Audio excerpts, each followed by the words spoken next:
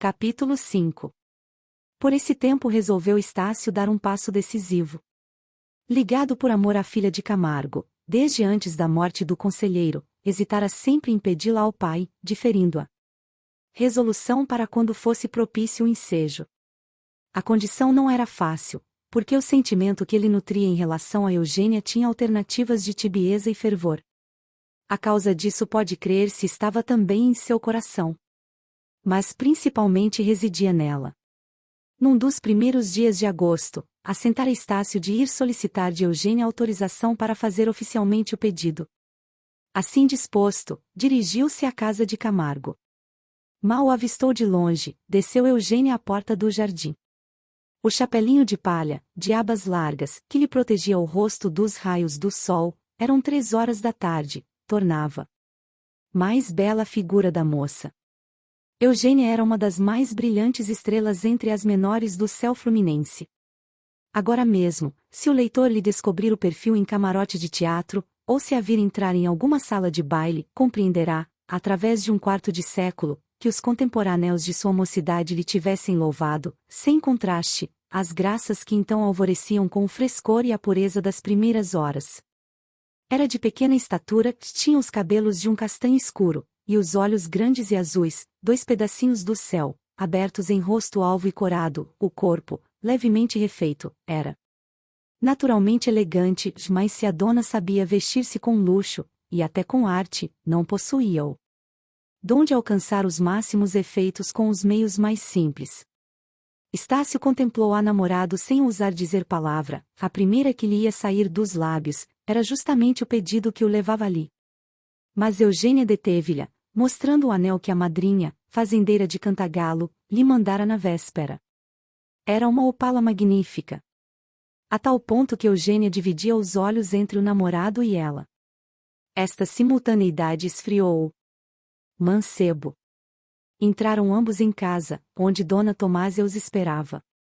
A mãe de Eugênia sabia combinar o decoro com os desejos de seu coração, não seria obstáculo aos dois namorados. Infelizmente, a presença de 2 visitas veio destruir o cálculo dos 3. Estácio espreitava uma ocasião de pedir a Eugênia a autorização que desejava, até ao jantar não se lhe deparou nenhuma. Desceram todos ao jardim.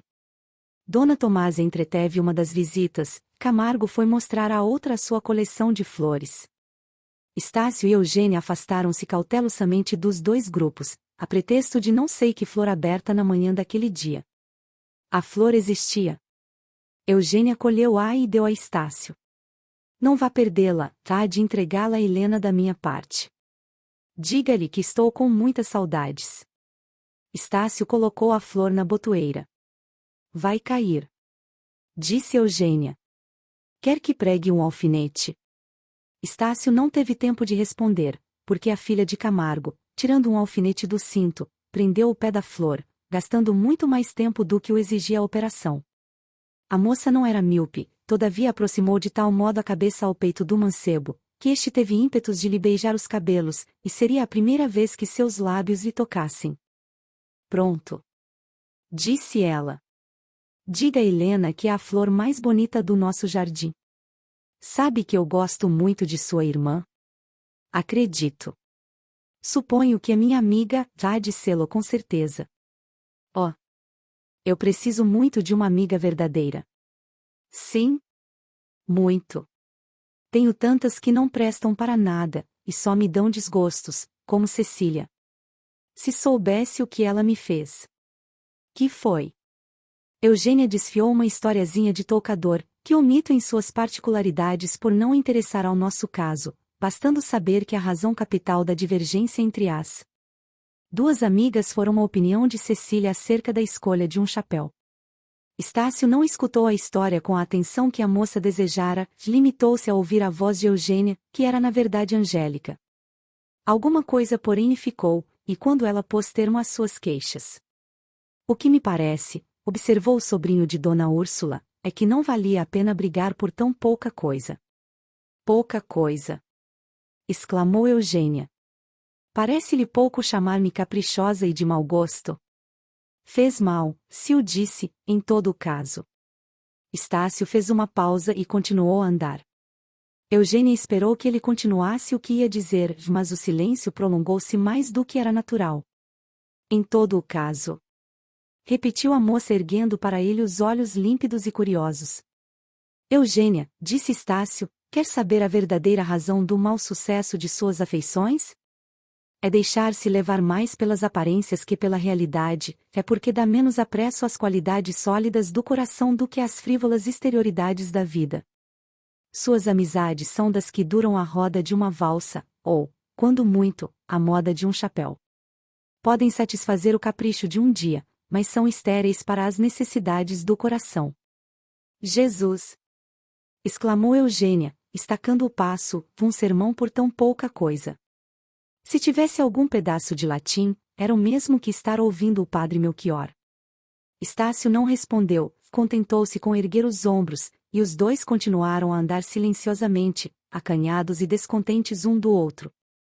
A diferença é que o enfado de Eugênia se manifestava por um movimento nervoso de impaciência e despeito. Se o ofendi, perdoe-me, disse ela, com um leve tom de ironia. Oh! Exclamou ele apertando-lhe a mão, como quem só esperava um pretexto para reatar a conversa interrompida. Talvez ofendesse, continuou a moça, que eu sei dizer as coisas como elas me vêm à boca, e parece que não são as mais acertadas. Não digo que o sejam sempre, replicou Estácio sorrindo. Agora, pelo menos, foi um pouco precipitada em zombar do que eu lhe dizia, que era justo e de boa intenção. Francamente, é para lastimar uma amizade, ganha entre duas quadrilhas e perdida por causa de um chapéu? Não vale a pena desperdiçar afetos, Eugênia, sentirá mais tarde que essa moeda do coração não se deve nunca reduzir a trocos miúdos nem despender em quinquilharias. Eugênia ouviu calada as palavras do moço, não as entendeu muito. Sabia-lhes a significação, não lhes viu porém nexo nem sentido, sobretudo, não lhes sentiu a aplicação. Oh! Que a irritou mais foi o tom pedagogo de Estácio, estouvada e voluntariosa, não admitia que ninguém lhe falasse sem submissão ou a repreendesse por atos seus, que ela julgava legítimos e naturais. A insistência do moço foi o ponto de partida a um desses arrufos, não raros entre amantes, e comuns entre aqueles dois. Os de Eugênia não eram simples silêncios, seu espírito rebelde e livre não adormecia nesses momentos de enfado, pelo contrário, irritava-se e traduzia a irritação por meio de pirraças e acessos de mau humor. Estácio viu murmurar, crescer e desabar a tempestade. A moça articulava algumas frases soltas, batia no chão com o pezinho mimoso, que por acaso esmagou uma pobre erva, alheia às divergências morais daquelas duas criaturas. Ora parava e desandava o caminho, mas logo se dirigia para o moço, com as pálpebras trêmulas de cólera, e um remoque nos lábios, comprazia-se em torcer a ponta da manga ou morder a ponta do dedo.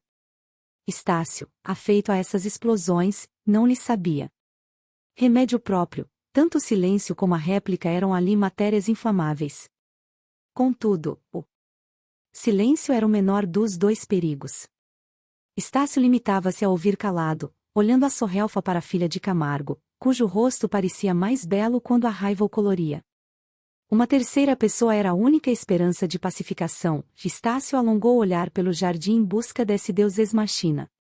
Apareceu ele enfim sob a forma de um Carlos Barreto, estudante de medicina, que cultivava simultaneamente a patologia e a comédia, mas prometia ser melhor Esculápio que Aristófanes.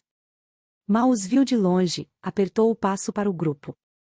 Vem gente, Eugênia, disse Estácio, não demos espetáculos e, perdoe-me. Eugênia ergueu os ombros, procurou com os olhos o intruso que daí a pouco lhes estendia a mão. O céu não ficou logo claro, mas o vento amainou, e era de esperar que o sol se desfizesse enfim do seu capote de nuvens. Carlos Barreto deu a Eugênia a agradável notícia de que trouxera a seu pai um convite para o baile que daria no sábado próximo uma de suas parentas. A perspectiva do baile foi uma brisa salutar que dispersou o resto das nuvens. Eugenia sorriu. J.R. de me voi lá desarmei, como na comédia de Piron. 20 minutos depois, não havia em Eugênia vestígio da cena do jardim. Mas a ideia do casamento estava adiada. O efeito foi agro e doce para Estácio. Estimando ver dissipada a cólera, doía-lhe que a causa fosse, não a própria virtude do amor, mas um motivo comparativamente fútil. A resolução de a consultar sobre o pedido de casamento esvaiu-se-lhe como de outras vezes. Saiu dali à noite, antes do chá, aborrecido e azedo. Esse estado não durou muito, de 10 minutos depois de deixar a casa de Camargo, sentiu alguma coisa semelhante à dentada de um remorso. O amor de Estácio tinha a particularidade de crescer e afirmar-se na ausência e diminuir logo que estava ao pé da moça. De longe, via-a através da névoa luminosa da imaginação, já ao pé era difícil que Eugênia conservasse os dotes que ele lhe emprestava. Daí, dissentimento provável e um remorso certo. Agora que a deixava, ia ele irritado contra si mesmo, achava-se ridículo e cruel, chegava a adorar toda a graciosa futilidade de Eugênia, concedia alguma coisa à idade, à educação, aos costumes, à ignorância da vida. Nesse estado de espírito entrou em casa, onde o esperava um incidente novo.